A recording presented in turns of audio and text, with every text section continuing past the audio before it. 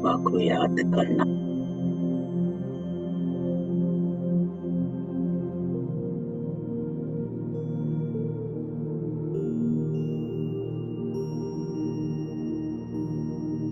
मन की एकाग्रता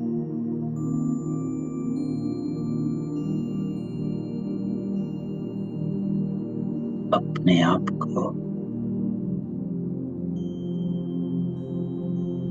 रूहानी समझ,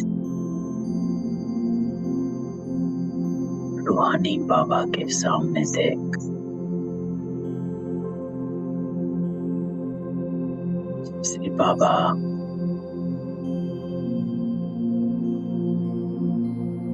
हमें देखता है, ऐसा अपने आप को देख।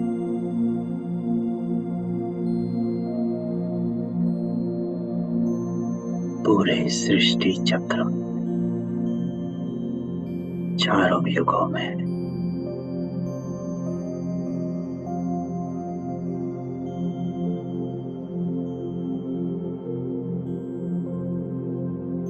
मैं आत्मा सतो प्रधान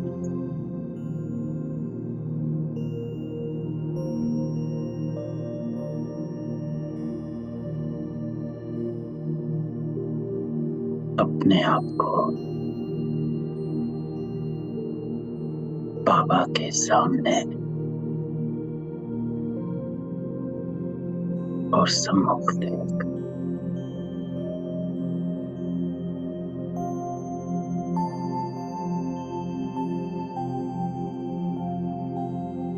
उस सामने बिठा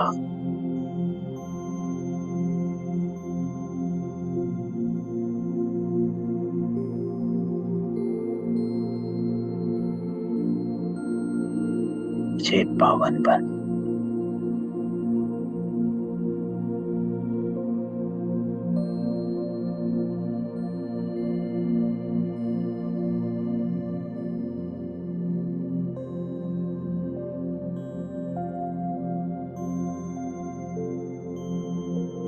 बाबा आज हम आत्माओं को क्या कहता है, तो चले आज हमारा बाबा हमको क्या कहता है।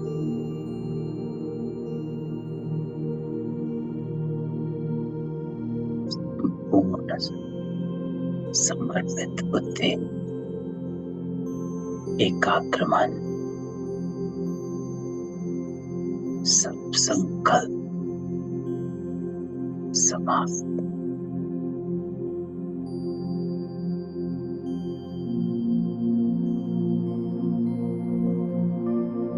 बस मैं बाबा तक चले।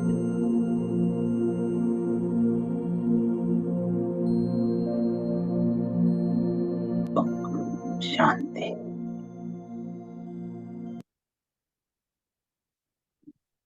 ओम शांति। 16 नवंबर 2022। मीठे बच्चे, मीठे बच्चे, कोई भी देहधारी को याद करने से मुक्ति, जीवन मुक्ति नहीं मिल सकती। बाप ही तुम्हें डायरेक्ट यह वर्षा देते हैं। तो आज बाबा हम सब बच्चों को दो बातें कहता है। एक कि किसी भी देहधारी को याद करने से मुक्ति, जीवन मुक्ति नहीं मिल सकती। मुक्ति अर्थात शांति का वर्षा है। जीवन मुक्ति, सुख। तो ना शांति मिल सकती, ना सुख मिल सकता। बाबा ही तुम्हें डायरेक्ट ये वर्षा देते हैं। तो वर्षा एक पिता अपने बच्चों को देता, लेकिन पहले उनकी लायकी को देखता कि लायक बने। तो यहाँ जब वर्षा शब्द सामने आता है तो दो बातें सामने आती हैं। एक, प्राप्ति, कि बाबा से क्या क्या प्राप्ति होती है, और वो प्राप्ति वर्षे के रूप में मिलती है। और जैसा हम कई बार हमने डिस्कस किया कि बाबा का वर्षा है, शांति का सागर है, तो शांति का वर्षा, गुण का वर्षा, सुख का वर्षा, मीठा बोलने का वर्षा, क्रोध ना करने का वर्षा, सहन शक्ति का वर्षा, सम्माने का वर्षा, एक एक गुण, एक एक शक्ति, ये बाबा का वर्षा है। तो ये वर्षा, और दूसरा बाबा कहता है बाप ही तुम्हें देता। तो संबंध, कि अपने को ईश्वरीय संतान जब हम समझते हैं तो खुद भी आत्माभिमानी बन जाते हैं, और हमारी याद भी उस परमात्मा से जुड़ जाती है। तो इसीलिए बाबा कहता कोई भी देदारी को याद करने से ये नहीं मिल सकता। प्रश्न, बाबा कहते हैं बाप का बनने के बाद भी माया किन बच्चों को अपनी ओर घसीट लेती है? तो ये एक एक हम जो यहाँ बैठे इस क्वेश्चन को अपने से देखना है। तो बाबा कहता है जिनका बुद्धि योग पुराने संबंधियों में भटकता, पूरा ज्ञान नहीं है या कोई पुरानी आदत है, ऐसे बच्चों को माया अपनी ओर घसीट लेती है। तो बाबा का भाव इसमें, माया अपनी ओर घसीटने का अर्थ है कि वो कोई ना कोई विकर्म करवा देती, कहीं ना कहीं हमारी बुद्धि को अटका देती है। फिर बाबा कहता है बाहर का संग भी बहुत खराब है, जो खत्म कर देता है। संग का असर बहुत जल्दी लगता। तो ये बात बाबा की जो, कि संग का असर बहुत जल्दी लगता है, तो ये बहुत इंपॉर्टेंट है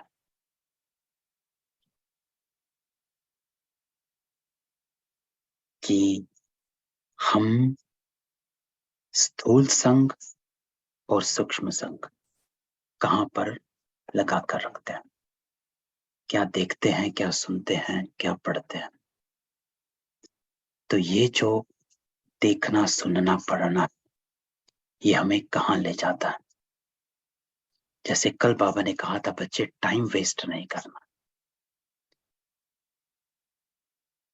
तो एक ऐसी बाबा क्वालिटी हमें बताता है, एक गुण बताता है जिससे टाइम वेस्ट होना खत्म हो जाता है। एक गुण है, और वो एक गुण आज बाबा यहां भी कह रहा है, लेकिन अंदर में कह रहा है, भाव में कह रहा है। और वो गुण है प्योरिटी, पवित्रता। अगर हम पवित्रता को पकड़ कर रखेंगे तो टाइम वेस्ट नहीं होगा। तो ये बात समझने की कि पवित्रता, प्योरिटी जो है वो हमारा टाइम बचाती है, चाहे वो व्यर्थ संकल्पों से बचाती है, इम्प्योर थॉट्स, चाहे वो देखने से इम्प्योर, सुनने से इम्प्योर, कहने से इम्प्योर। तो प्योरिटी जो है वो टाइम मैनेज करवाते हैं, वेस्ट करने से बचाते। तो अगर मुझे ये क्वेश्चन है कि मेरा टाइम वेस्ट हो रहा है कि नहीं हो रहा है, तो एक ही क्वेश्चन है अपने आप से कि प्योरिटी कितनी है। प्योरिटी टीचेस टाइम मैनेजमेंट, है ना। तो बाबा कहता है संग का असर बहुत जल्दी लगता है। तो इम्प्योर संग, चाहे वो व्यक्ति हो, चाहे कुछ देख रहे हैं, सुन रहे हैं, पढ़ रहे हैं। इसलिए बाबा कहता है, बाबा कहते बच्चे एक बाप के साथ बुद्धि योग रखो, अर्थात प्योरिटी। जितना पवित्रता हमारे चलन में होती है, संकल्पों में, भाव में, भावनाओं में, उतना बुद्धि योग बाबा से जुटा रहता है और टाइम वेस्ट नहीं। तो बाबा कहता है बाप को ही फॉलो करो, कोई भी देहधारी में प्यार नहीं रखो। देहधारी में प्यार इम्प्योरिटी। अगेन कि बाबा कहता है कि बाबा का बनने के बाद भी माया किन बच्चों को अपनी ओर घसीट लेती है, जिनका बुद्धि योग पुराने संबंधियों में भटकता है, अर्थात इम्प्योरिटी में कितना जाते हो। बाहर का संग बहुत खराब है। बाबा ने संग की बात करी, पुराने संबंधियों में याद की बात करी कि याद कहाँ है, पूरा ज्ञान नहीं है। बाबा ने ज्ञान की बात कही कि पूरा ज्ञान नहीं, पता ही नहीं है कि करना क्या है, कि हाउ टू थिंक प्योर। तो पूरा ज्ञान नहीं है, तो ये पता ही नहीं है कि कैसे मैं अपनी थॉट्स को चैनल कर लूं, या कोई पुरानी आदत है विच मीन्स इम्प्योरिटी। ऐसे बच्चों को माया अपनी मत।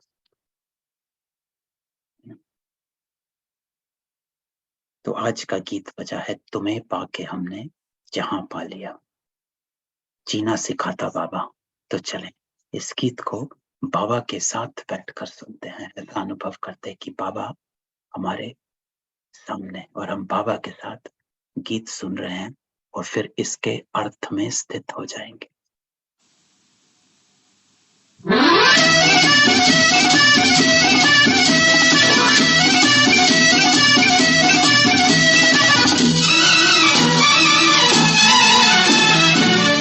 तुम्हें पाके हूँ जहाँ पा लिया है, तुम्हें पाके हूँ जहाँ पा लिया है। ज़मीं तो ज़मीं आसमां पा लिया है। ओम शांति। मीठे मीठे बच्चे जानते हैं। तो बाबा पहली लाइन कहता है मीठे मीठे बच्चे, तो कितना मीठा हूं मैं, ये अपने आप से पूछते चल, है ना। क्योंकि ये एक बाप की एक बच्चे के साथ गुफ्तगू है, वार्तालाप है। तो बाबा कहता है मीठे मीठे बच्चे जानते हैं कि अभी बेहद के बाप से हमें वर्षा मिल रहा। यह बहुत समझने की बात है, हमें वर्षा मिल रहा है। कैसे मिल रहा है, हम कैसे लेंगे, है ना। तो बाबा कहता है ये बहुत समझने की बात है कि हमें वर्षा मिल रहा है, कि कुछ आत्माएं तो यही नहीं जानती कि हमें वर्षा मिल रहा है या लेना कैसे है। तो आज बाबा कहता है कि ये बहुत समझने की बात है। कहावत है, परम पिता परमात्मा सभी धर्म स्थापकों को भेज देते हैं अपना अपना धर्म स्थापन करने के लिए। तो वह आकर धर्म स्थापन करते हैं, ऐसे नहीं कि वह कोई को वर्षा देते, है ना। तो ये अंतर बाबा बताता है कि मेरे में और बाकी धर्म स्थापकों में, वो आकर अपना धर्म स्थापन करते, कोई वर्षा नहीं देते। अर्थात गुण शक्ति ये एक परम पिता परमात्मा ही दे सकता है। तो वो जो आत्माएं आती हैं धर्म स्थापन करने, वो सिर्फ अपना धर्म स्थापन करती है। तो बाबा कहता है वह कोई वो को वर्षा देते नहीं, नहीं, वर्षे की बात ही नहीं निकलती। वर्षा देने वाला एक बाप है, क्योंकि जिसके पास जो है वो ही देगा। उन आत्माओं के पास वर्षा होता ही नहीं। एक धर्म का स्थापन करते हैं और उनके बाद उनके धर्म की आत्माएं ऊपर से नीचे आ जाती। तो बाबा कहता है क्राइस्ट की आत्मा कोई सभी का बाप थोड़े ही है जो वर्षा देगी। वह तो क्रिश्चियन का भी बाप नहीं जो वर्षा। तो वर्षा बाबा कहता है बाप से मिलता है, वो तो कृष्ण का भी बाप नहीं। वो कौन है? धर्म स्थापक है। भला वह कौन सा वर्षा देंगे? प्रश्न उठता है। और वर्षा किसको देंगे? वह तो धर्म स्थापन करने आते और उनके पीछे दूसरे क्रिश्चियन धर्म की आत्माएं आती जाती हैं। तो जब ये आत्मा उतरती है तब इनके पीछे इनके धर्म की आत्माएं आती है ना। वर्षे की बात ही नहीं, बाप से वर्षा लेना होता है। समझो इब्राहिम, बुद्ध, क्राइस्ट आदि आए, उन्होंने क्या किया? किसको वर्षा दिया? नहीं, वर्षा देना बाप का ही काम है। वह तो खुद आते हैं। आत्माएं आती जाती वृद्धि को पाती रहती हैं। तो वर्षा हमेशा क्रिएटर से मिलता है। तो यहाँ बाबा कहता है अब इसको समझने के लिए कल्प वृक्ष का चित्र सामने लाओ तो एक पत्ता दूसरे पत्ते की पालना नहीं कर सकता, एक फल दूसरे फल को पैदा नहीं कर सकता। पालना जो है बीज से ही होती है, जड़ों से ही होती है ना। तो इसलिए बाबा कहता है वर्षा हमेशा क्रिएटर से मिलता है, वो ही वर्षा दे सकता है। एक पत्ता दूसरे पत्ते को नहीं, वो बीज से ही मिलेगा, जड़ से ही मिलेगा। तो क्रिएटर एक है लौकिक बाप, दूसरा है पारलौकिक बाप। यह धारण करने की बातें, धारणा भी उन्हों को होगी जो औरों को दान करते होंगे। तो यहाँ बाबा ये इंपॉर्टेंट बात करता, धारणा भी उन्हों की होगी जो औरों को दान करते होंगे। क्योंकि बाबा कहता है कि अगर आपके पास खजाना है, 2 हफ्ते पहले अव्यक्त वाणी में बाबा ने कहा था अगर तुम्हारे पास खजाना है तो उसकी चेकिंग यही है कि तुम खजाने को देने के लायक बन गए हो, तभी खजाना है। तो इसलिए बाबा कहता है धारणा भी उन्हों को होगी जो औरों को दान करते होंगे, कि जितना आप खजाने को लगाओगे, जितना यूज करोगे उतना वो बढ़ता है। और यूज करने का अर्थ है कर्म मिलाना, और जैसा कर्म मैं करूंगा वैसा देख और करेंगे, औरों को दान करते होंगे। तो धारणा भी उन्हों को होगी। सिर्फ आपने धारण किया और आपने कर्म किया, सिर्फ अपने लिए नहीं होता, ये धारणा सभी को मिलती है ना। तो माना शुभ भावना शुभ कामना, आपने रहम दिल का गुण धारण किया। अब ये गुण धारण तो आपने किया, लेकिन इसका जो फल है, इसका जो फायदा है वो सर्व आत्माओं को मिल जाता है। तो बाबा कहता है अभी बेहद का बाप सब बच्चों को वर्षा देने आए। बेहद का बाप ही बच्चों को बेहद का वर्षा देते हैं। क्रिश्चियन, इस्लामी, बौद्धि आदि सबका बाप एक है, सब गॉड फादर कहते हैं। क्राइस्ट ने भी कहा है गॉड फादर, फादर को कभी बोलते नहीं। तो गॉड फादर बाबा कहता है एक ही निराकार को कहा जाता है ना। तो यहाँ पर इंपॉर्टेंट बात जो बाबा इस पूरी मुरली में बताना चाह रहा है अभी तक, कि ये धर्म बाकी धर्मों से अलग कैसे है, नंबर 1। नंबर 2 कि इस धर्म का जो धर्म स्थापक बाबा है वो इस पूरी सृष्टि का क्रिएटर है, वर्षा देता है। और बाकी धर्म की आत्माएं जो आती हैं वो सिर्फ धर्म स्थापन करती हैं, कुछ देती नहीं है, सिर्फ उनको अपने धर्म में लेकर आती। तो बाबा कहता है सब निराकार आत्माओं का बाप एक ही है, धर्म स्थापकों का भी यह निराकार एक बाप, उनसे ही वर्षा मिलता। सब गॉड फादर कहकर पुकारते। एक भारत ही है जिसमें कहते हैं ईश्वर सर्वव्यापी है। तो अब बाबा भारत की बात करता है। तो ऊपर बाबा ने पूरे विश्व की बात करी, तीनों धर्मों की बात करी, जो बाबा कहता है मुख्य धर्म, तीनों की बात करी और कहा कि सारे विश्व में गॉड फादर कहते। एक भारत है जिसमें कहते हैं ईश्वर सर्वव्यापी है। तो भारत से ही और सभी सर्वव्यापी कहना सीखे। तो बाबा कहता है अगर ईश्वर सर्वव्यापी है फिर ईश्वर को याद क्यों करते हो? क्योंकि वो तो हर जगह है। तो एक्सक्लूसिवली मंदिर में बैठकर, मूर्ति के सामने जाकर, अलग पहाड़ों में जाकर बैठने की जरूरत क्या है? बाबा कहता वो तो हर जगह है। फिर जहां बैठो, जहां देखो तुम ही तुम हो, तो फिर इधर उधर जाने की बात क्या है? तो बाबा कहता है अगर सर्वव्यापी है तो याद क्यों करते हो? साधु लोग साधना व प्रार्थना किसकी करते हैं? बाप तो पूछेंगे ना। तो क्रिएटर बाबा कहता है सबका एक, वही पतित पावन है। तो एक ही पतित पावन है। सतयुग में सभी पावन ही होते हैं, फिर पतित कैसे बनते हैं? अब बाबा सीधा वहां से सतयुग में ले गया कि अब अपने आप को देखो। बाबा हमको इधर से उधर लेकर जाता है पूरे सृष्टि चक्र में। पूरी मुरली में बाबा हमें एक बार एक चक्र जरूर दिलवाता, कम से कम। कई बार 2-3 दिलवाता है, लेकिन कम से कम एक चक्र जरूर दिलवाता है बाबा। सतयुग में जरूर लेकर आता।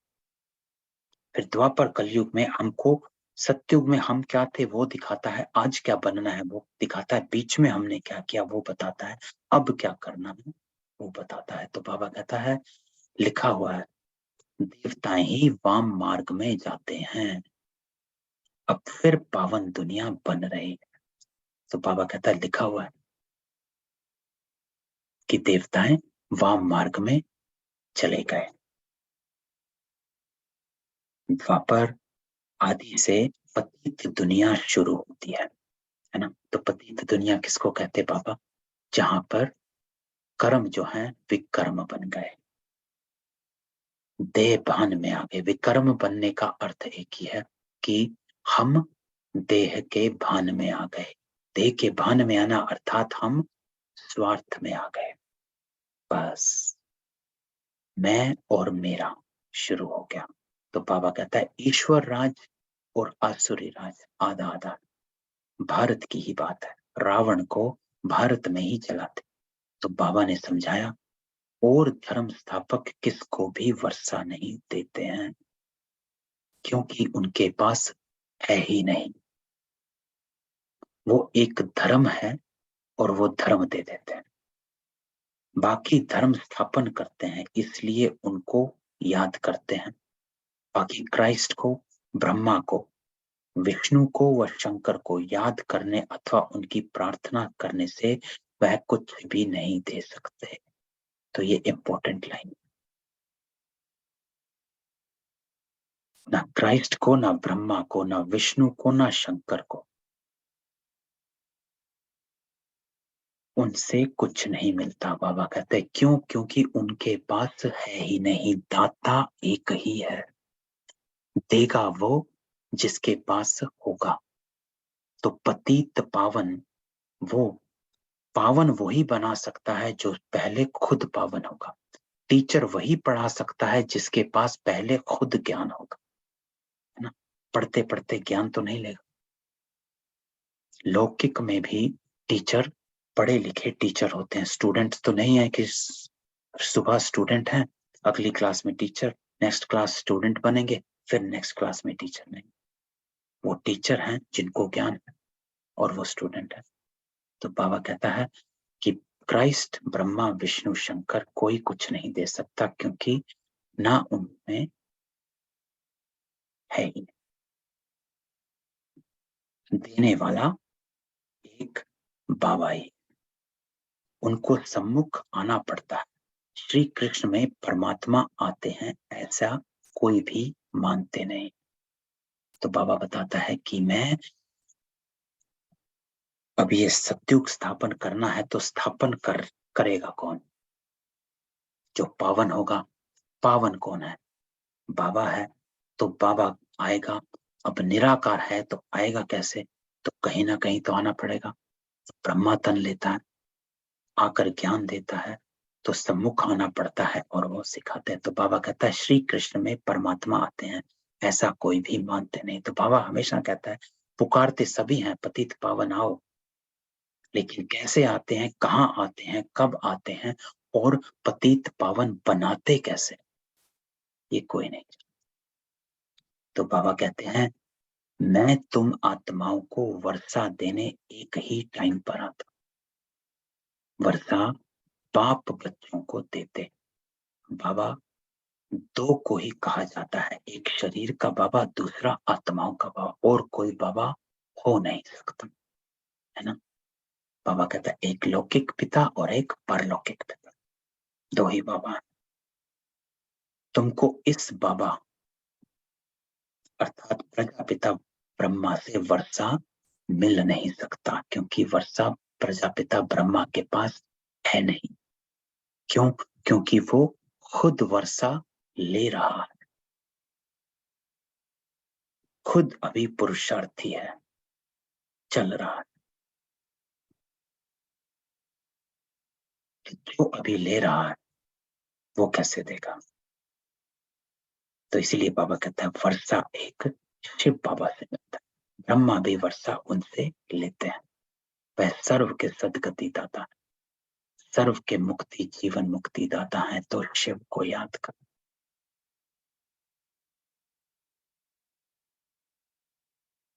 शिव एक ही है जो सबका सदगति दाता है, एक धर्म का नहीं, दो का नहीं, सर्व का, पूरी दुनिया का सदगति दाता। इसलिए पहले पहले कोई को भी बाबा कहते बाप का परिचय देना पड़े। तो कहीं भी किसी को सुनाते हैं, कोर्स कराते हैं, ज्ञान देते हैं, तो बाबा हमेशा कहता है ये बात जानना जरूरी है कि ये ज्ञान दे कौन रहा है, कब आया, क्यों आया, क्यों ये ज्ञान दे रहा है। सबसे पहले तो यहां से शुरू हो जाओ बाबा कि ये ज्ञान शुरू कैसे हुआ और क्यों हुआ, क्या जरूरत थी। तो इसलिए बाबा कहता है पहले पहले कोई को भी बाबा का परिचय देना पड़ा। भले कोई बुजुर्ग को भी बाबा व पिताजी कह देते हैं, परंतु बाप है नहीं। बाप एक लौकिक, दूसरा परलौकिक ही होता। यह ब्रह्मा भी जिस्मानी बाप है ना। तुम बच्चों को अडॉप्ट करते हैं, भाई तुम ब्रह्मा को बाबा कहते हो, परंतु वर्षा तो उनसे मिलता है ना। किनसे? शिव बाबा से। कौन सा वर्षा? सदगति का। तो बाबा कहते हैं दुर्गति व जीवन बंध से तो सब छूटते हैं। इस समय भारत खास और सारी दुनिया आम रावण के बंधन में। तो बाबा कहता है मैं आता हूं सारी दुनिया को इस जीवन बंध दुर्गति से छुड़ाने के लिए। छुड़ाते तो सभी को हैं, कोई बाबा के साथ जाकर और कोई पीछे आकर, है ना। तो बाबा कहता है आत्माएं जो पहले पहले आती हैं तो पहले जीवन मुक्त पर जीवन बंध बनती हैं।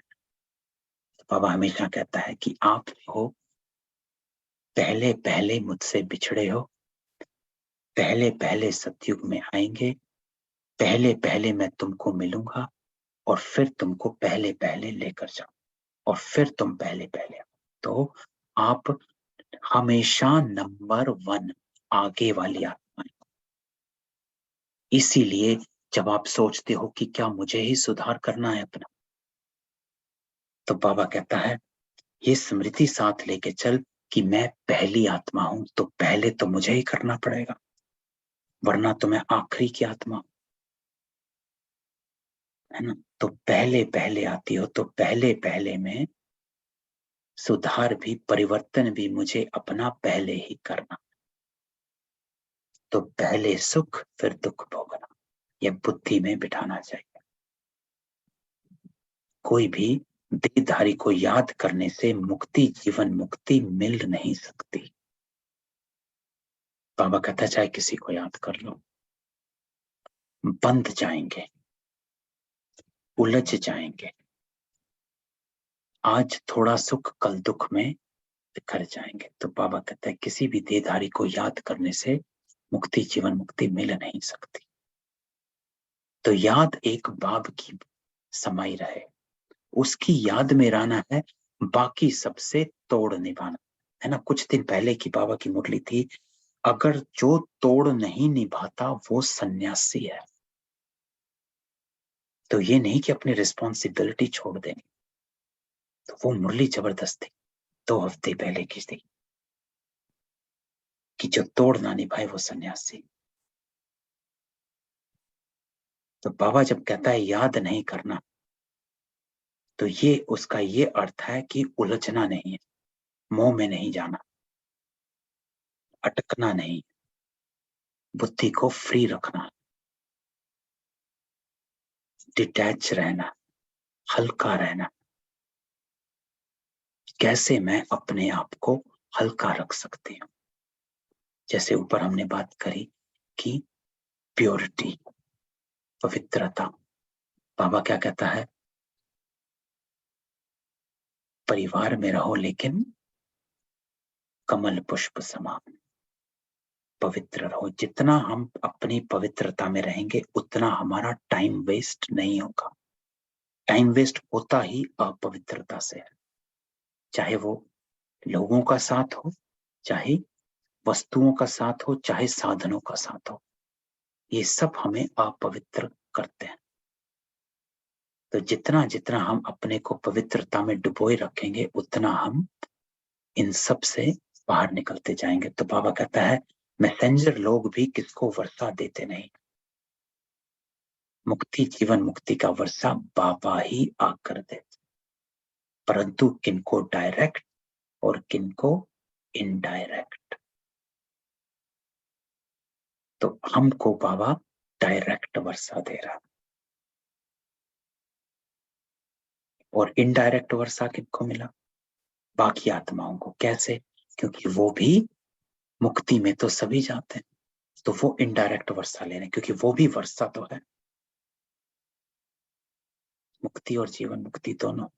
तो मुक्ति तो सबको देता है बाबा, जीवन मुक्ति प्राप्त हम करते हैं अधिकारी बनकर। तो बाबा कहता है तुम बच्चों के सम्मुखी बाप होता है।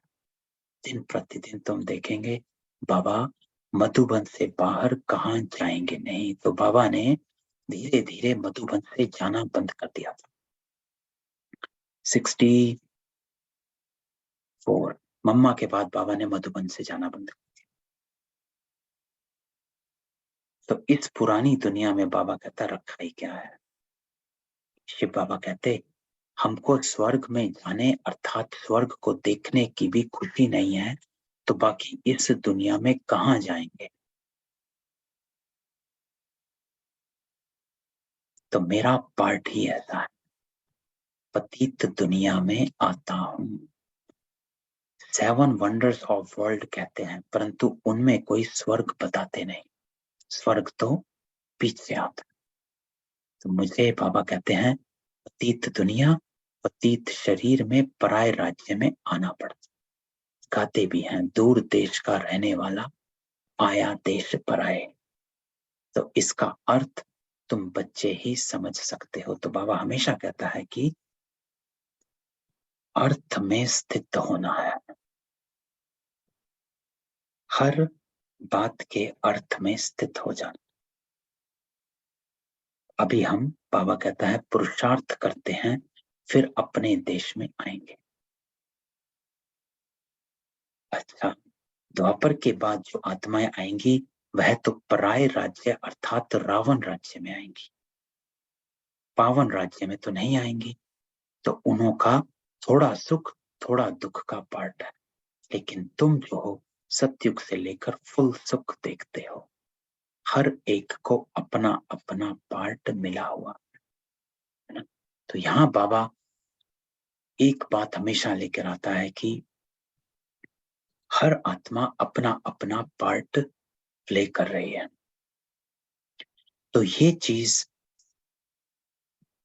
फुल स्टॉप लगाने में बाबा कहता है तुमको मदद करनी चाहिए। जब ड्रामा सामने आता है तो हर आत्मा का उनका पार्ट सामने आना चाहिए कि उस आत्मा को पार्ट ही ये मिला हुआ है कि वो यही करना। ये द्वापर की आत्माएं हैं जो थोड़ा सुख थोड़ा दुख देखती हैं, सत्युग में तो देख आती ही नहीं है। तो इस सबका अपना अपना पार्ट है। तो बाबा कहता है मैं तुम बच्चों को बैठ राज समझाते हैं कि मैं कैसे देवी देवता धर्म स्थापन करता हूं। तो यहाँ बाबा कहता है कि अपने आप को देखो, आपका पार्ट क्या है। तो जो लास्ट टू लास्ट संडे की मुरली थी जो बाबा ने कही थी कि रचयिता और रचना, इसकी समझ, और रचना में मैं श्रेष्ठ पार्टधारी आत्मा हूं। तो श्रेष्ठ पार्टधारी अर्थात कि जो मैं एक्ट प्ले करता हूं, जो मेरा सीन आता है रोज, हर दिन का जो सीन आता है, उस सीन को मैं श्रेष्ठ बन प्ले करती हूँ। अपनी कॉन्शियसनेस को ऊंचा रखकर प्ले करती हूँ। मिट्टी में उलझ नहीं जाती हूँ, देह में उलझ नहीं जाती हूँ, साधारण नहीं बन जाती, है ना। तो बाबा कहता है कि तुम बच्चों को बैठ बाबा राज समझाते हैं कि कैसे देवी देवता धर्म स्थापन करता हूं, इसमें सुख ही सुख है, उसके लिए तुमको लायक बनाता। तो बाबा कहता है कि मैं आया ही हूं तुमको सत्य कर्म सिखलाने। तो पूरे ज्ञान का बाबा निचोड़ यही है कि तू अपने कर्म पर अटेंशन, कि मैं कितना लायक बन रहा हूं। स्वर्ग में जाना है तो बाबा हमेशा कहता है मुख स्वर्ग की ओर, अर्थात मेरे संस्कार स्वर्गीय है कि नहीं है, बनाओ, है ना। तो उस पर अटेंशन। तुम समझते हो हम स्वर्ग के मालिक थे, फिर माया ने पूरा नालायक बना।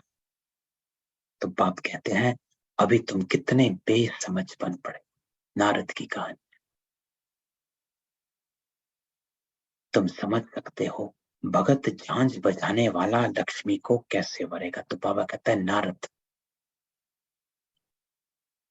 नारद को बाबा हमेशा याद करता है दो तरीके से। एक बाबा कहता है नारद को कहते हैं कि जाकर अपनी शक्ल आईने में देखो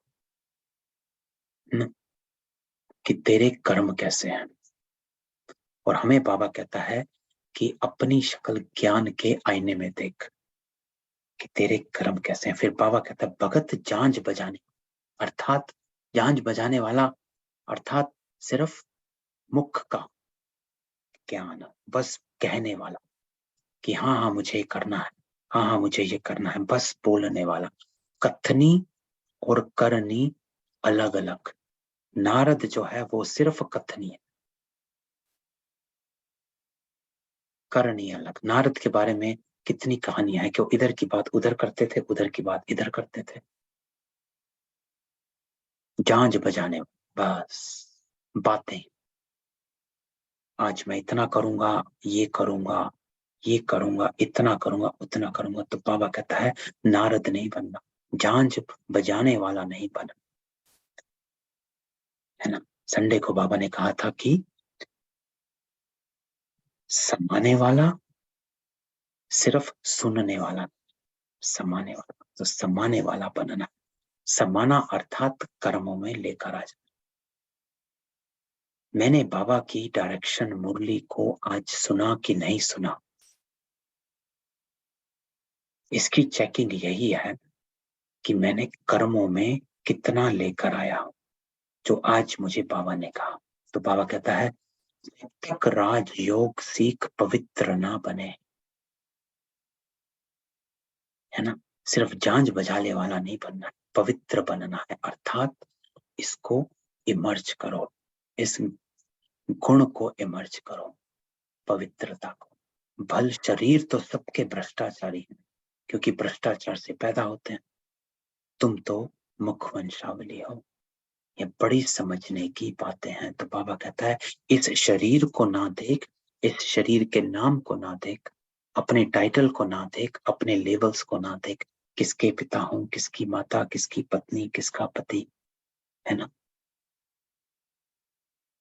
पवित्र बन, बस। तो बाबा कहता है ये रचता और रचना की नॉलेज बाप ही खुद आकर देते हैं। सब पॉइंट्स कोई समझ भी नहीं सकेंगे। यहां से बाहर गए, कोई का संग मिला और खत्म, है ना। 2-3 दिन पहले भी बाबा ने कहा था बाहर गए और खलास। अब मुझे बाहर गए और खलास नहीं करना है। उसके लिए बाबा एक ही उपाय देता है, संग। कि तेरा बुद्धि योग का संग कहाँ है, ये अटेंशन रख, है ना। तो बाबा कहता है यहां से बाहर गए, कोई का संग मिला और खत्म। तो हुआ क्या, अगर इसको हम समझें कि बाहर जाने से हुआ क्या एक्चुअली, व्हाट एक्चुअली हैपेंड। मैं भी वही हूं, ज्ञान भी मैंने सुना है, मुरली भी अभी सुनी है, लेकिन जैसे ही बाहर गया तो क्यों बाबा कहते हैं कोई का संग मिला खत्म, क्योंकि बाबा कहता है तेरा जो बुद्धि योग है वो भटक गया। तो अगर तू बाहर जाकर भी अपना बुद्धि योग संभाल कर अटेंशन में रखेगा तो doesn't matter where you go what you do, है ना। तो कहा भी जाता है संग तारे कुसंग बोरे भल, यहां भी बैठे हैं परंतु बुद्धि योग पूरा नहीं है। तो बाबा आज उनको भी कहता है कि तुम यहाँ पर मुरली सुन रहे हो लेकिन फिर भी आपका बुद्धि योग कहाँ। अगर अभी भी बाहर की बात सुन रहे, सोच रहे हो, लौकिक बातों में उलझे हुए हो, स्कूल, ऑफिस, खाना, ये वो, तो थोड़ी वहां की बात अंदर जाएगी, थोड़ी यहाँ की बात मिक्स हो जाएगा, इसलिए आपका पुरुषार्थ भी मिक्स ही रहेगा। अगर पुरुषार्थ को डाइल्यूट नहीं करना है तो अटेंशन, बुद्धि योग यहां पर बाबा कह क्या रहा है और क्यों कह रहा है। क्यों बाबा कहता है कि बुद्धि योग पर अटेंशन रख, क्योंकि बाबा मेरे कर्म सुधारना चाहता है। क्योंकि मैं जब बुद्धि योग मेरा भटक जाता है तो मेरी परखने की और निर्णय करने की शक्ति कमजोर या संसारिक हो जाती है, लौकिक हो जाती है। और जब मेरी बुद्धि लौकिक हो जाती है तो मेरे कर्म भी लौकिक हो जाते हैं और वो भी कर्म बना देते। तो इसीलिए मेरा बाबा मुझे कहता है कि बुद्धि योग बटा कर। तो बाबा कहता है ज्ञान नहीं है तो संग दोष में गिर पड़ते हैं। कोई भी किसी में आदत है तो उनका संग करने से वह असर झट पड़ जाता है ना। तो इसीलिए बाबा कहते हैं, दो बातें बाबा बताते हैं। एक तो संग दोष में गिर पड़ेंगे, बाकी किसी और की आदत तुरंत पकड़ लेते हैं। क्योंकि हमारी जो बुद्धि है ये ट्रेन हो चुकी है 63 जन्मों से कि गलत सीखने में 1 सेकंड लगता है। किसी ने उल्टा बोला तो तुरंत झट से जवाब देता है, क्योंकि हम ट्रेन हो चुके हैं, नेचुरल हो गया। तो इसलिए बाबा कहता है यहां है बाबा का संग। फिर जो बाप को फॉलो कर औरों का भी उद्धार करते हैं वही ऊंचे पद पाते हैं। तो बाबा कहता है कई नए नए बच्चे कहते हैं बाबा हम नौकरी आदि छोड़ इस सर्विस में लग जाएं। तो बाबा कहते हैं आगे चल माया नाक से ऐसे पकड़ेगी जो बात मत पूछो। तो अभी टाइम नहीं है। कल भी एक आत्मा का, परसों नहीं कल, एक आत्मा के मैसेज आ रहे थे कि मैंने ये छोड़ दिया, ये छोड़ दिया, घर छोड़ दिया, नौकरी छोड़ दी। तो मैंने कहा किससे पूछकर छोड़ा, किसके सहारे छोड़ा, कहता बाबा के। तो मैंने कहा बाबा से पूछा था? कहता नहीं। तो बिना बाबा के पूछे तुमने नौकरी घर छोड़ा और अब बाबा पे डाल दिया कि बाबा मेरे को अब संभालो। तो पूछ के करना था ना। बाबा तो कभी कहता नहीं है। तो आज बाबा ने वही बात मुरली में लेकर आ गया कि बाबा हम नौकरी आदि थोड़ी सर्विस में लग जाए। बाबा कहते हैं आगे चल, माया नाक से ऐसे पकड़ेगी जो बात मत पूछो। क्यों? बाबा कहता है क्योंकि बाबा कहता है कि इस सर्विस को करने के लिए उस सर्विस को छोड़ने की जरूरत नहीं है। ये बुद्धि की सर्विस है। वृत्ति कहाँ जाती है तेरी? फिर बाबा कहता है, अनुभव कहता है ऐसे बहुतों ने छोड़ा फिर चले गए, क्योंकि अभी तो परिस्थिति को जो भी थी उसको कर कर आपने छोड़ छाड़ दिया। तो अभी आप बाबा के पास इसलिए आ गए क्योंकि परिस्थिति के वश हो। तो जो आत्मा परिस्थिति के वश आती है तो वो बाबा कहता है वो अल्पकाल के लिए होते हैं। आपके मन में होना चाहिए कि मुझे बाबा से बाबा की सेवा करनी है, कहीं भी हो कैसे भी हो। तो बाबा कहता है ईश्वर जन्म तो लिया फिर माया ने घसीट लिया। बड़े अच्छे अच्छे बच्चों को माया एक घुसा लगाए बेहोश कर देती है, जिनका बुद्धि योग बाहर भटकता रहता। पुराने संबंधियों आदि में इसलिए बाबा कहते हैं देहधारियों से बुद्धि योग जास्ती मत रखो। तो आज बाबा इस बात पर अटेंशन बार बार खिंचवाता है कि तेरा बुद्धि योग कहाँ रहता है, सारा दिन कहाँ अटका रहता है ना? किन बातों में उलझे रहते हो, किन आदतों में उलझे रहते हो। जो बाबा ने ये बात कही, किसी कोई भी किसी में आदत है तो उनका संग करने से वह असर झट पड़ जाता है। तो अगर हम देहधारियों में, बाबा कहते हैं उनकी आदतों के का ही मंथन चल रहा है, ये गलत बोलता है, ये झूठ बोलता है, गलत व्यवहार करते हैं, ऊंचा बोलते हैं, गलत बोलते हैं, ये करते हैं, वो करते हैं, तो बाबा कहते हैं वो आदत है तो उसका संग करने से वो असर पड़ जाएगा। तो कोई भी बात चित्त पर नहीं रखना। जो चित्त पर रखेगा उसका चिंतन चलेगा, जिसका चिंतन चलेगा वो चलन में आ जाएगा। तो इसीलिए प्योरिटी, पवित्रता, मुझे सिर्फ गृहस्थ व्यवहार में रहकर कमल पुष्प समान पवित्र रहना। तो जहां भी अपवित्रता का अंश आता है वहां से मुझे अपने आप को तुरंत डिटैच करना।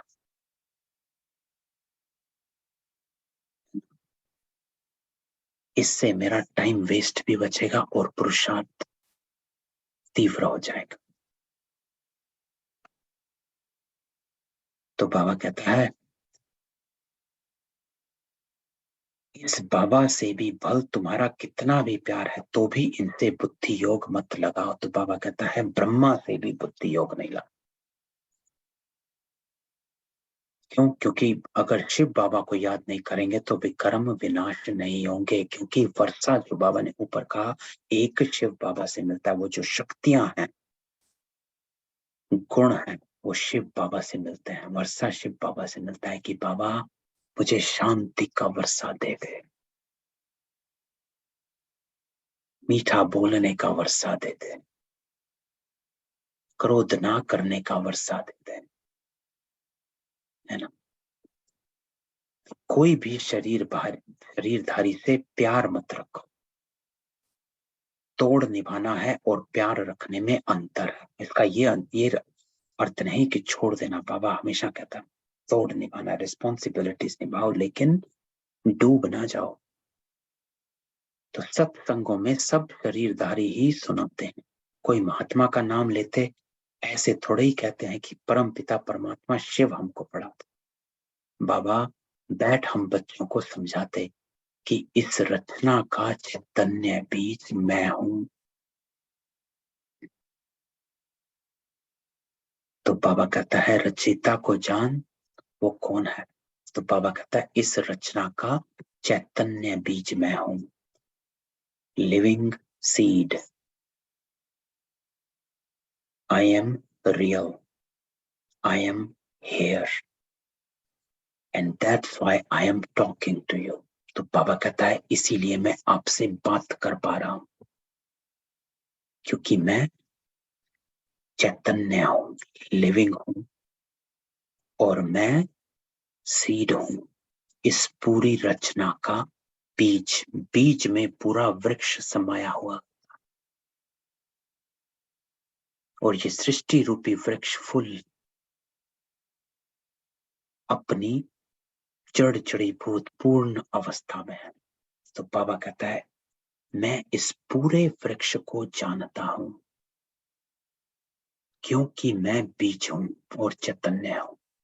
तो बाबा कहता है मुझे सारे झाड़ की नॉलेज है।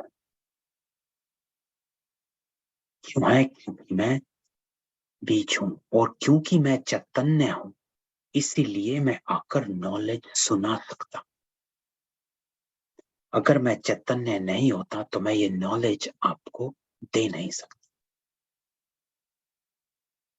और जो आत्मा नॉलेज दे नहीं सकती है, उसको ज्ञानी तू आत्मा नहीं कहते, है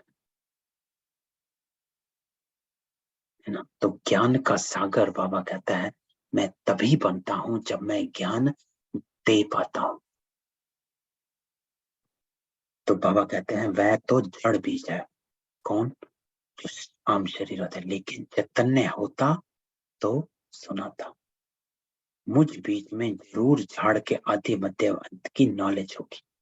ये है बेहद की बात। तो बाबा कहता है ये इसको बेहद की बात कहता है।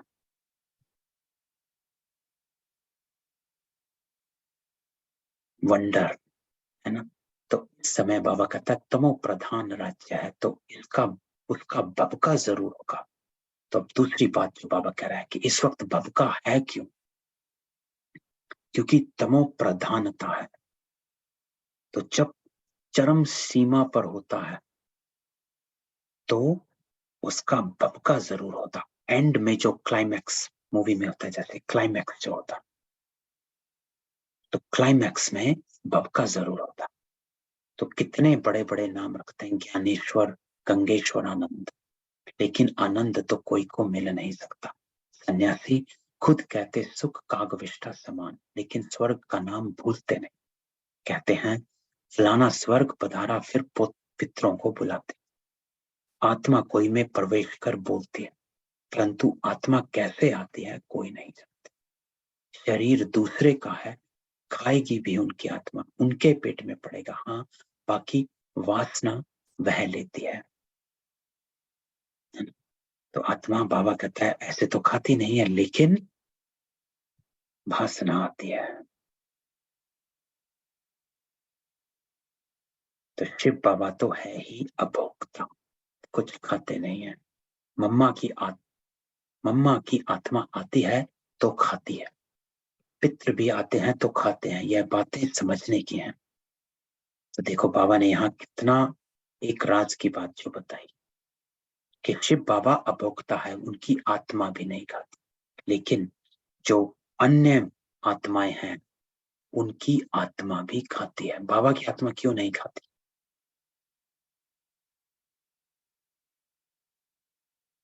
क्योंकि खाने से भी कर्म बनता है, और बाबा कर्म बंधनों से मुक्त रहता है, पुण्य रहता है।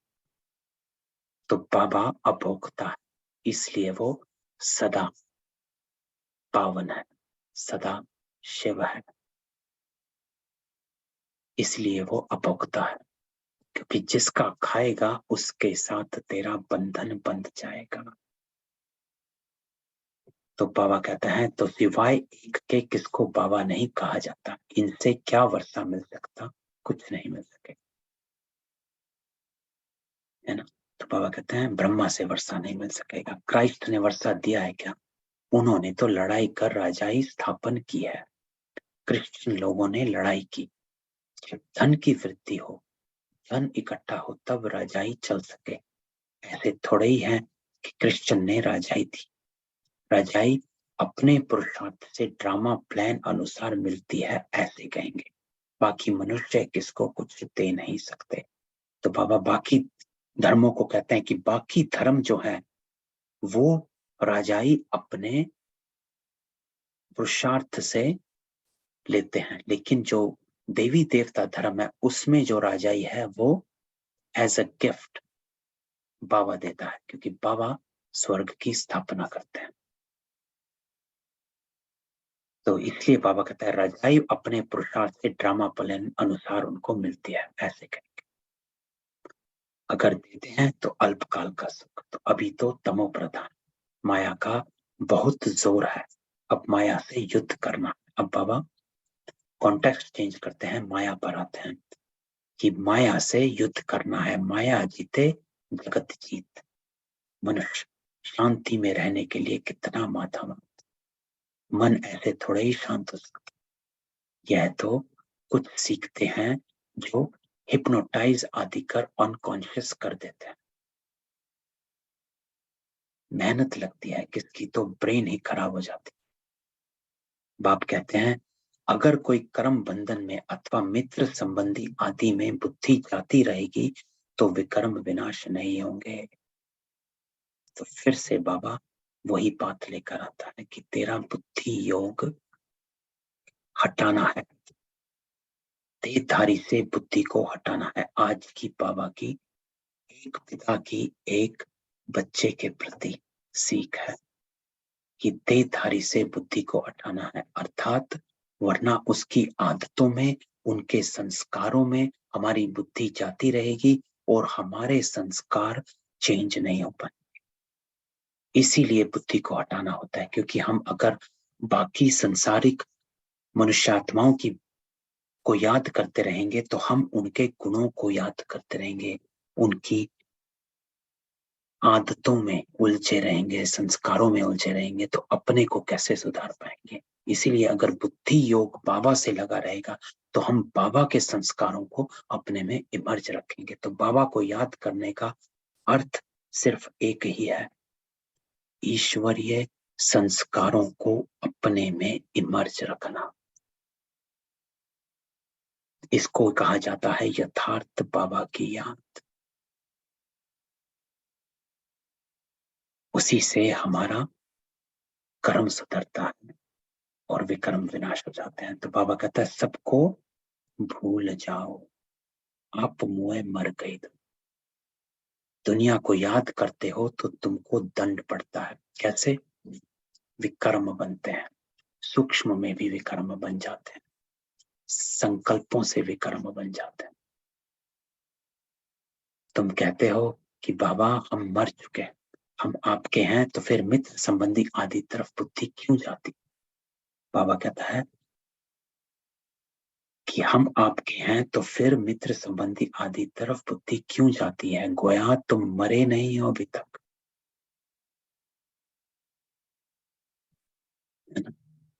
बाप के बने नहीं हो, क्योंकि बाप का बनना अर्थात कहीं और बुद्धि अटके नहीं।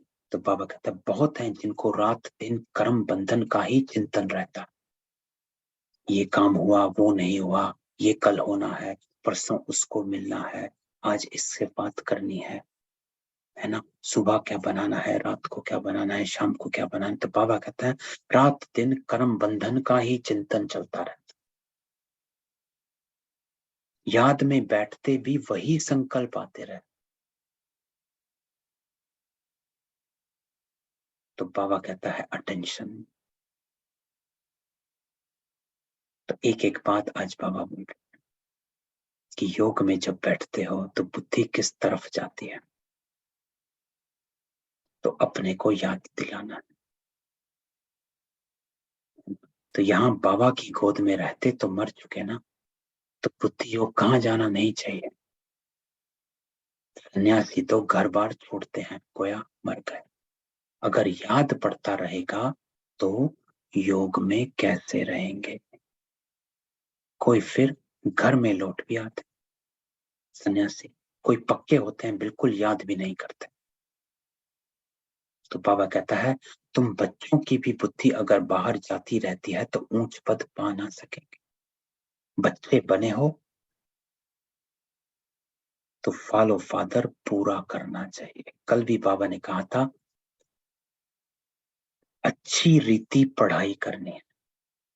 आज बाबा कहता है फॉलो फादर पूरा करना। तो यहाँ बाबा फॉलो फादर कहता है ब्रह्मा को पूरा फॉलो करो। जैसे ब्रह्मा बाबा ने बुद्धि योग एक बाबा की तरफ सब कुछ सब तोड़ निभाया, लेकिन बुद्धि योग बाबा की तरफ कुछ भी मोह नहीं जाना चाहिए। परंतु तकदीर में नहीं है तो मर कर भी उस तरफ चले जाते। 5% बुद्धि यहाँ है और 95% बुद्धि बाहर है, भटकती रहती है, ना इधर के ना उधर के। तो बाबा कहता है दो नाव में पांव रखोगे तो चीर जाओगे, ना यहाँ के रहे ना वहाँ के। तो आज की मुरली में बस एक ही बात बाबा कहता है बुद्धि योग को संभाल। और युक्ति बाबा बताता है पवित्रता। संग चेक करो कि मेरे संकल्पों में, बोलने, देखने में, सुनने में, पढ़ने में, कहने में पवित्रता का कितनी है। तो वहां पर अपने को करो। बाप के बने फिर बुद्धि ही खत्म, मर गए। समर्पित बुद्धि। इस बेहद के सन्यास में विरला ही कोई आ सकता है। तो बाबा आज बाबा समर्पित बुद्धि की बात करता है कि बाबा कहता है इस बेहद के सन्यास में विरला ही कोई आ सकता है कि अपनी बुद्धि नहीं, बाप की बुद्धि से चले। कोई और क्वेश्चन ही नहीं, जैसे मम्मा चलती थी, श्रीमत पर क्वेश्चन नहीं। बाबा ने कहा है चुप रहना तो बस ठीक। डजंट मैटर सिचुएशन क्या है, doesn't matter who is in front of me, है ना, कोई फर्क नहीं। कौन बोल रहा है, क्या बोल रहा है, कितना बोल रहा है, किस हक से बोल रहा है, कैसे। समर्पित बुद्धि का अर्थ है बाबा ने कहा है चुप रहना है तो चुप रहना। There is no if and but. परंतु सिचुएशन, परिस्थिति बहुत बड़ी है, ये ऐसा है, तो अगर ये सब आता है तो इसका अर्थ बाबा कहता है समर्पित बुद्धि हुई नहीं। इसलिए बाबा कहता है इस बेहद के सन्यास में विरला ही कोई आ सकता है, क्योंकि मंजिल भारी है। तो माला का दाना भी बाबा कहता है वही बन सकता है। यह तो तकदीर है। यहाँ जो आकर रहते हैं उन्हों को मेहनत नहीं लगनी चाहिए, परंतु देखा जाता है कि यहाँ वालों को जास्ती मेहनत लगती है। तो बाबा कहता है इट डजंट मैटर कि मधुबन में बैठे हो कि सेंटर में बैठे हो कि घर में बैठे हो, क्योंकि परिस्थिति जो है जगह देख कर नहीं आती, कहां से भी किधर से भी आ जाएगी। तो बाहर में रहने वाले बाबा कहते हैं बड़े तीखे चले जाते हैं, किसी में मोह नहीं जाता। समझते हैं कहाँ यह बंधन छूटे तो सर्विस में लग जाएं, वह भी देखना पड़ता है। ज्ञान में पक्के हैं कि नहीं है। अगर कच्चे होंगे और पति मर गया तो जैसे जख्म पर नमक पड़ जाता है। तो जब तक अच्छी रीति नहीं मरे तो जैसे जख्म पर नमक पड़ता रहता है। अच्छी रीति नहीं मरे हैं अर्थात पूरा समर्पित बुद्धि नहीं हुआ है, तो बीच बीच में बाबा कहते हैं चेंज होते रहते हो। यहाँ तो बाबा कहा बस बाबा के बन गए, पुराना संबंध छूटा। थोड़े दिन पहले बाबा ने कहा था छोड़ो तो छूटे, है ना, एक ये लाइन कही थी, छोड़ो तो छूटे। बाबा छूटता नहीं है, बाबा कहता है छोड़ो तो छूटे, करके तो देख। वह जाने उसके कर्म जाने। क्यों अटकते हो, क्यों भटकते हो? जब अटकते हो तो भटक जाते हो। वो जाने, उनके कर्म जाने, हम क्या जाने। इतनी उछल मच। आपने क्या करना है? What is my responsibility? जो बाबा ने मुझे, मेरा कर्तव्य मुझे दिया है, वो रिस्पॉन्सिबिलिटी। बस अपने ऊपर अटेंशन, बाबा कहता है। ऐसे बहुत थोड़े हैं, बाबा मिला बस, और किसकी परवाह नहीं। इतनी हिम्मत चाहिए। सच्ची दिल हो, श्रीमत पर चलता रहे तो कोई भी रोक नहीं सकते हैं। पवित्र बनने में कोई विघ्न डाल नहीं सकते। आज मीठे मीठे सिक्की लदे बच्चों प्रति माता पिता बाप दादा का याद प्यार और गुड मॉर्निंग में सबको अनम्यूट करता हूँ। हम रूहानी बाप की रूहानी बच्चों को नमस्ते, और हम रूहानी बच्चों की रूहानी बाप दादा को याद प्यार नमस्ते और गुड मॉर्निंग। तो धारणा, आज की क्लियर धारणा बाबा देता है, कर्म बंधनों के चिंतन में नहीं रहना है, क्योंकि योग नहीं लग पाएगा। अपने को हल्का करते चलो, है ना, डिटैच करते चलो, हल्का करते चलो, होगा, सब हो जाता है। हल्के रखो। बुद्धि को देहधारियों से हटाना है, बेहद का संन्यास करना। ये धारणा हम कर लें तो पूरा पुरुषार्थ में तीव्रता आ जाए। कर्म बंधन के चिंतन में नहीं रहना है। कर्म बंधन का चिंतन क्या होता है? उसके फल का चिंतन, ये वो ऐसे होगा वैसे होगा, नहीं। कर्म आया, किया और डिटैच। कर्म को करने का भी तरीका होता, तो मे भी इस पर हम कभी क्लास करेंगे। दूसरा बाबा कहता है बुद्धि को देहधारियों से हटाना। क्यों? क्योंकि हम उनकी आदतों, उनके संस्कारों को अपने में इमर्ज रखते हैं जब हम उनकी याद में रहते हैं। जबकि इमर्ज रखने हैं हमें संस्कार बाबा के, तो याद में किसकी रहना चाहिए? जिसके संस्कार हमें चाहिए या जिसके नहीं चाहिए। तो बाबा कहता है बुद्धि को देहधारियों से हटाना, तो बेहद का संन्यास कर, उसके लिए बेहद का संन्यास। दूसरा, बंधनों से छूटने के लिए पूरा पूरा नष्टोमा बन, सच्ची दिल रखनी है और ज्ञान में मजबूत और हिम्मतवान बनना। पक्का ज्ञान, है ना, वरदान। तो आज बाबा कहता है बाप के साथ का अनुभव कर, मेहनत को मोहब्बत में बदलने वाले परमात्मा स्नेही भव। तो बाबा आज हमें वरदान देता है, परमात्मा स्नेही बन जाओ। बाबा के स्नेही बन जाओ। और स्नेही तभी अनुभव करेंगे जब हम बाबा को साथ रखेंगे, उस साथ का अनुभव करेंगे। तो बाबा कहते हैं बाप दादा बच्चों को अपने स्नेह और सहयोग की गोदी में बिठाकर मंजिल पर ले जा रहे हैं। आप बच्चे सिर्फ परमात्मा स्नेही बन गोद में समाये रहो, तो मेहनत मोहब्बत में बदल जाएगी। लवलीन हो, हर कार्य करो। बाप दादा हर समय सर्व संबंधों से आपके साथ, सेवा में साथी है और स्थिति में साथ है, कंबाइंड। सर्व संबंधों से साथ निभाने की ऑफर करते हैं। तो क्या करना है? बाबा कहते हैं आप सिर्फ परमात्मा स्नेही बनो, और जैसा समय वैसे संबंध से साथ रहो, तो अकेलापन फील नहीं होगा। तो बाबा को साथ रख, स्नेही बन। तो आज जो बाबा ने कहा आप बच्चे सिर्फ परमात्मा स्नेही बोध गोद में समाये रहो, तो इस एक संकल्प में बैठकर योग में बैठ जाना कि मैं परमात्मा संतान, ईश्वरीय संतान,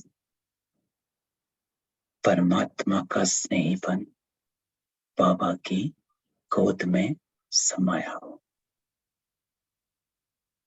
बस एक बाबा, सर्व संबंध, सर्व इच्छाएं बाबा के साथ जुड़ गई।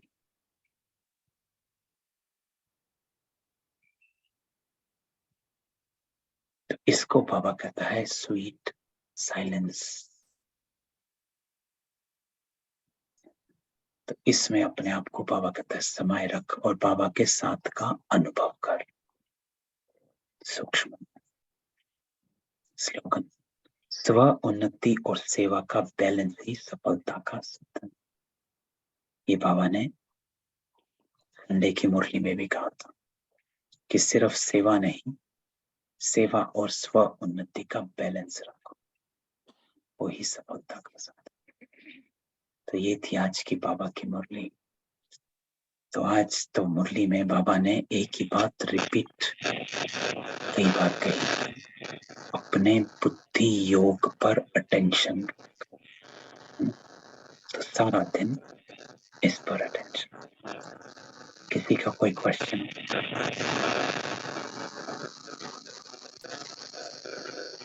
नहीं, ठीक है। तो कल मिलते हैं बाबा की मुरली के साथ। ओम शांति। ओम शांति भाई जी। ओम शांति। ओम शांति सुमित भाई। ओम ओम शांति। शांति भाई जी। ओम शांति।